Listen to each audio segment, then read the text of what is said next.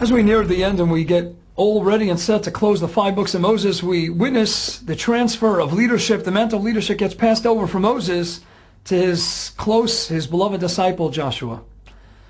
And one has to wonder that there were many qualified people, many righteous people, many saintly people, many learned individuals who were even far more learned than Joshua himself.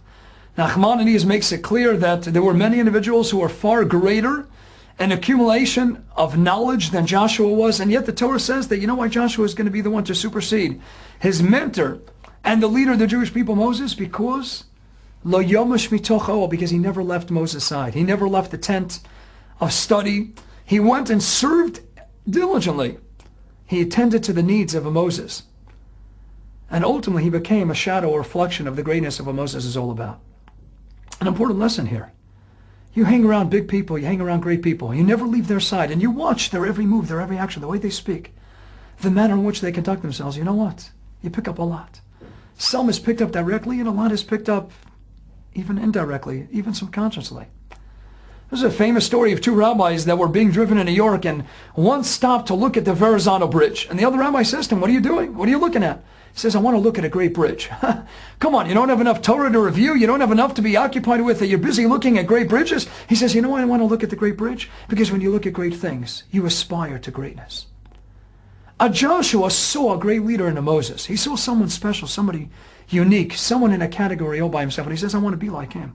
I never want to leave his side. There's so much to pick up, so much to absorb." Joshua ultimately became a reflection of Moses, and thus we find in the Babylonian Talmud in Tractate Bava Batra 75b that Moses is in fact likened to the light of the sun and Joshua to the moon. What is the moon but a reflection of the very light of the sun? That's what Joshua was. That's how he saw himself. He perceived himself as a disciple, as a student, always looking to absorb every morsel of wisdom, to glean every new action, every nuance, and every move, and every character trait that was displayed by his mentor. He picked it all up, and he indeed was a reflection, ultimately, of the greatness of Moshe, the greatness of Moses. Our sages tell us that it's actually better to be the tail of a lion than to be the head of a fox. And anyone who knows a little bit of zoology, the lion, whenever a lion picks up its head, its tail also gets picked up. But the fox, the lowly fox, is looking down and its tail is down.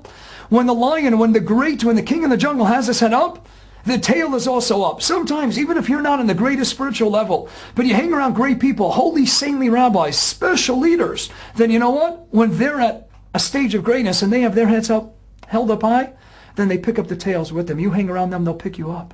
Because greatness picks up those who hang around in proximity to greatness as well. And that's a lesson Joshua picked up from Moses. He never left his side, and would you? You see greatness, you go after greatness. Joshua started out maybe nothing so special, but when he saw greatness, he ran after it, he chased after it, and he yearned to become a model of the illustrious greatness of what Moses was all about.